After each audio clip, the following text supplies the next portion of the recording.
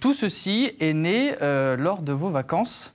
Voilà, lors des vacances centre, à Joie et Santé, le camp Joie et Santé, qui est une structure associative où il y a 140 cabanons et depuis l'âge de 6 ans, tous les étés on y va. Voilà. De là, bon, on rencontre évidemment tous les enfants, on fait des spectacles, les grands nous font répéter. Nous, on avait une petite bande qui s'appelait Les Roses, dont on faisait répéter Les Roses et on faisait des petits spectacles. Donc là, la photo que l'on vient de voir, c'est vous en plein spectacle. Voilà, c'est moi, un Super Dupont à l'époque. J'ai fait aussi Annie Cordy, j'ai eu fait aussi Ne pleure pas Jeannette. Ah, ne pleure pas Jeannette. Voilà.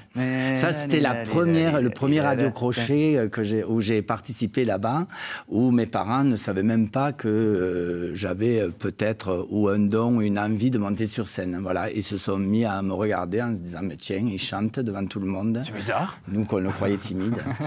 D'habitude, il a un ballon au pied, et là, il pousse la voix. C'est ça. Et alors, là, on vous fait comprendre que vous pourriez peut-être vous mettre aux claquettes, parce qu'il y a un spectacle, c'est ça? Il y a une rencontre dans ce camp? En fait, là-bas, donc, dans cette association-là, donc, il y a Georgette qui me dit, j'avais 18-19 ans, elle me dit « Ah, mais tu devrais te mettre aux claquettes quand même, c'est super, moi je fais des claquettes depuis quelques années, tu devrais y aller. » Voilà, comme j'avais 19 ans, j'avais possibilité de faire 2 activités, et le foot et pourquoi pas les claquettes, donc j'y suis allé. Vous êtes majeur, donc voilà, 2 activités, là, pas que le football. J'avais le droit.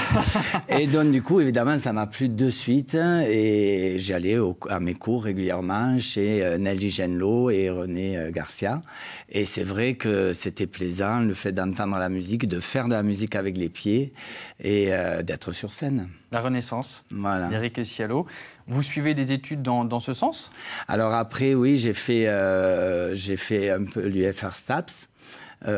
Bon, j'ai fait, on va dire, j'ai fait 2 premières années parce qu'évidemment, bon, en tant que danseur et en tant que joyeux luron, entre guillemets, je m'occupais de la section corpo. Donc, du coup, j'organisais les spectacles de fin d'année. Par exemple, on avait fait le spectacle au Zénith, la nuit des étudiants, ça s'appelait, qu'on avait remporté à l'époque.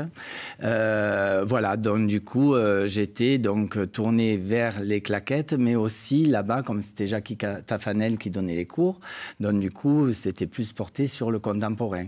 Et comme on était désigné à être prof de gym, il fallait faire aussi les autres styles de danse. Donc du coup j'ai fait du classique, du modern jazz aussi. On en parlera tout à l'heure puisque votre invité est dans le classique et on dit très souvent que le classique est la base de toutes les danses. Hein. Oui, donc c'est vrai. Voilà, avec la rigueur, votre art aussi. Il y a de la rigueur. D'ailleurs tout à l'heure vous nous ferez une deuxième démonstration de claquettes.